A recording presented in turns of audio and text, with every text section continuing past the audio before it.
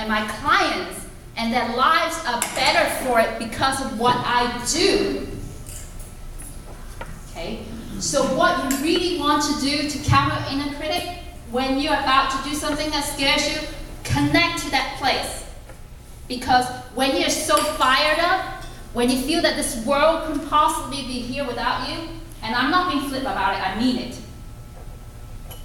There is no room for any of these negative messages that says you can't. In fact, who are you not to do that? Think about that. And I'll tell you, I'm sure you can remember moments. Just dig into your mental file. You have those moments when you're so connected to your why that everything flows, right? That is the best way to make sure that you don't get controlled and stopped by your inner critic. No matter what those messages are, no matter how many decades they have been with you, there is no room at all when you're that fired up. So find that fire within you, connect to that why within you, and the rest will take care of itself. Okay? So with that said, before I close, I would love to invite you to add any comments or ask questions if you have any. Yes? I was very interested in the 5 points. Could you just recap them? Be happy to. So the 5 tactics of managing your inner critic. First tactic, ask questions. Challenge your inner critic. When it says, I can't, I'm not good enough, ask, why not? Who's talking? Is it really true? So just bring consciousness to the automatic negative self-thought to stop it. Tactic number 2, power move. Your own power move that is meaningful to you, it's done in a split second, it snaps you into the state of I can, as opposed to I cannot. Okay. Third tactic is counterintuitive. Instead of running away from your fear and your I can't, notice where in your body it resides most heavily. Stay with it and cradle it like a crying baby that you're trying to soothe.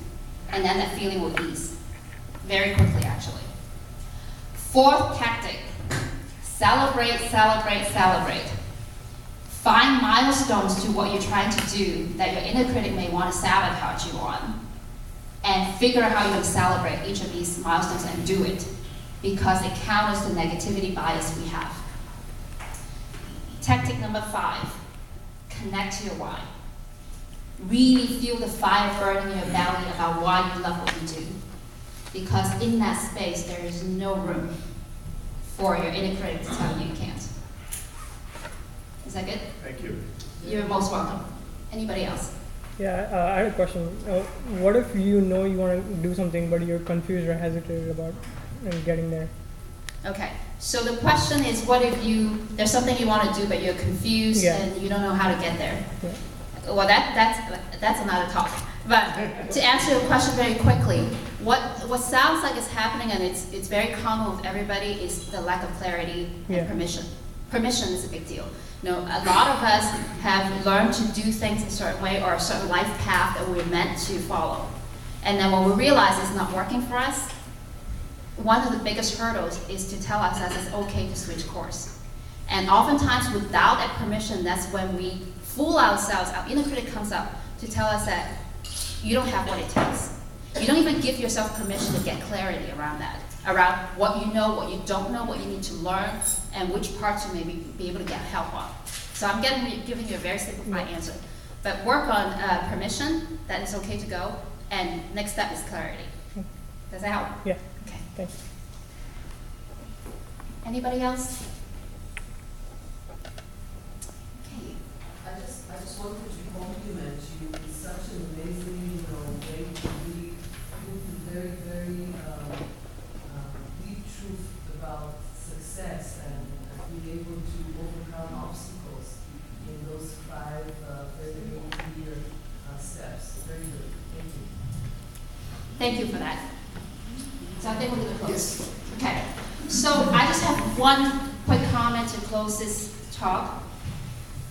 You may have heard that some suggestions that we're supposed to shut down, kill, destroy our inner critic, right? I would say totally the opposite. It is a part of us that's always going to be a part of us. And whatever we push up against is going to push back. More importantly, here's something for you to remember. The next time you feel like you want to hate your inner critic because it's so deserving of being hated, just think of it as a very confused 5-year-old trying to be an adult to protect us. It has a noble mission. So instead of fighting it, just use some of the tactics that I shared to manage it so that it doesn't stop you. So with that, thank you very much.